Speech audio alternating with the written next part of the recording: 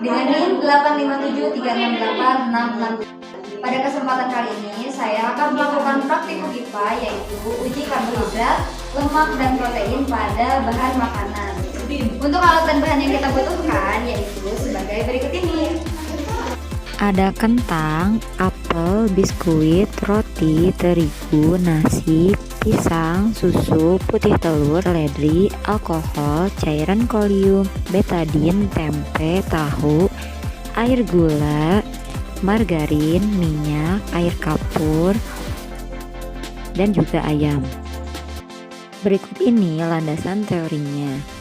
Karbohidrat adalah salah satu nutrisi makro yang utama dan merupakan sumber energi utama bagi tubuh. Molekul karbohidrat terdiri dari karbon, hidrogen, dan oksigen yang ditemukan dalam berbagai jenis makanan seperti roti, pasta, nasi, buah-buahan, dan juga sayuran.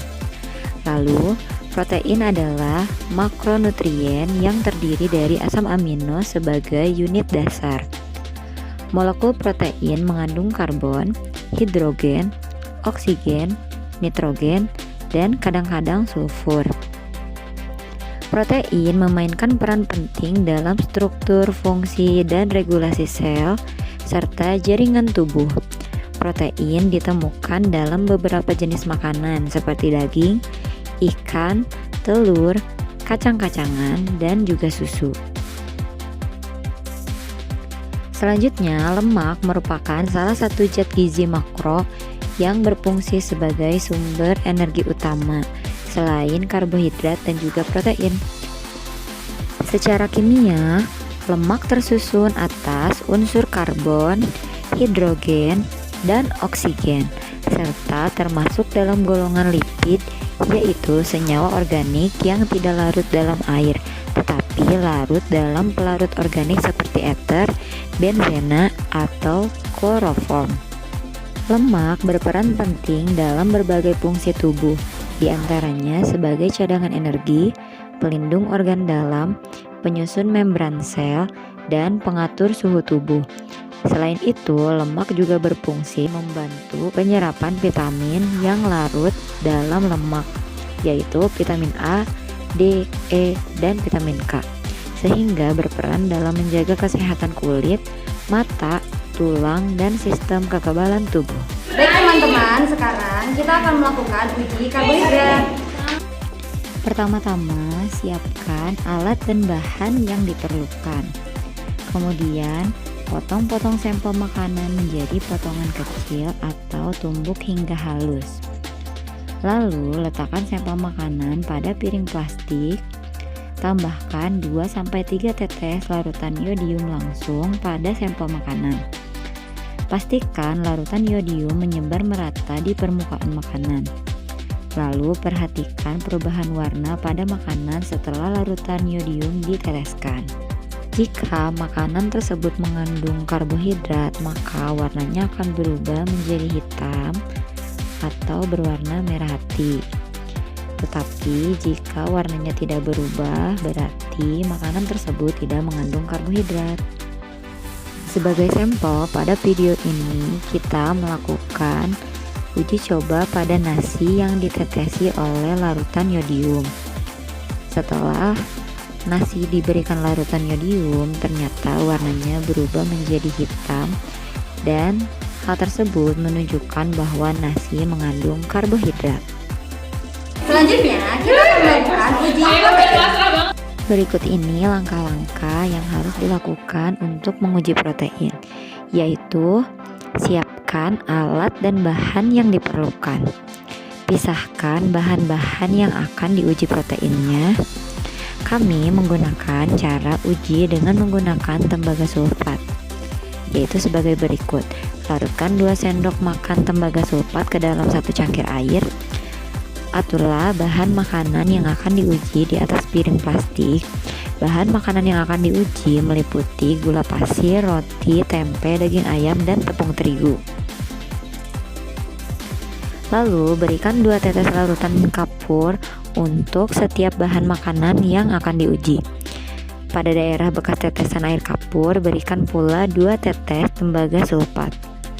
Lalu perhatikan perubahan warna yang terjadi pada makanan setelah kedua larutan tersebut diteteskan akan berubah warna menjadi violet atau ungu. Pada video ini, setelah telur diberikan tetesan tembaga sulfat, warnanya berubah menjadi violet atau keunguan. Hal tersebut menunjukkan bahwa telur mengandung protein. Selanjutnya, kita akan melakukan uji lemak pada makanan. Untuk alat dan bahan yang dibutuhkan yaitu kertas buram, kemudian sampel makanan yang sudah dihancurkan. Oke, mari kita praktikan.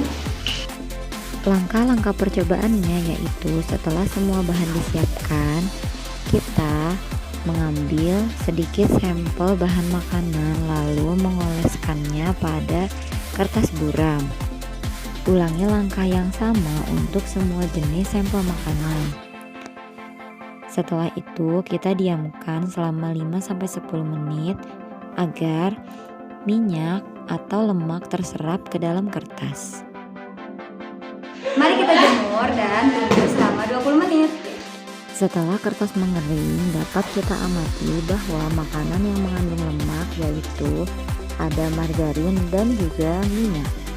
Jadi kesimpulannya, pengujian kandungan karbohidrat, protein, dan juga lemak dalam bahan makanan dapat dilakukan dengan metode sederhana, seperti menggunakan larutan iodium untuk mendeteksi amilum dan larutan tembaga sulfat untuk mendeteksi protein. Amilum akan menunjukkan perubahan warna menjadi biru ungu atau biru tua saat ditetesi larutan iodium, khususnya pada bahan makanan berwarna putih untuk memudahkan identifikasi. Sementara itu, protein dapat diuji dengan membakar bahan makanan yaitu menghasilkan bau tidak enak seperti bulu ayam terbakar dan dengan menambahkan larutan air kapur serta tembaga sulfat yang menghasilkan warna ungu. Semakin gelap warna ungu yang terbentuk, maka semakin tinggi kadar protein dalam bahan tersebut. Dalam melakukan pengujian, perlu diperhatikan bahwa larutan iodium dan tembaga sulfat bersifat beracun, sehingga harus digunakan dengan hati-hati.